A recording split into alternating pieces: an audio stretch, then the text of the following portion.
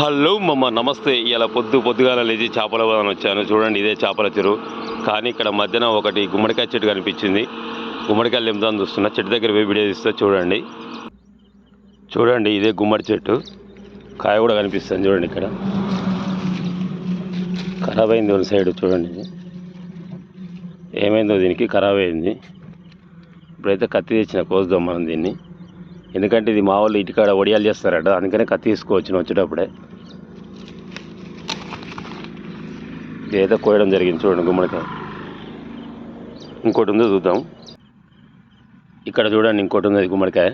ఇది ఫ్రెష్గా ఉంది, ఇది ఏం ఖరాబ్ కాలేదు. ఇది తెల్ల గుమ్మడికాయ. ఇది ఇంట్లో కట్టుకోవచ్చు, దీన్ని వడియాలు చేసుకోవచ్చు, కూర వండుకొని కూడా తినవచ్చు. ఇది కూడా తెంపుదాం. చూడండి ఇది ఎప్పుడైనా కానీ జుట్టు పైకి తెంపాలన్నమాట, కిందికి తెంపొద్దు. ఇంట్లో కట్టుకోవచ్చు, కూరనైనా వండుకోవచ్చు.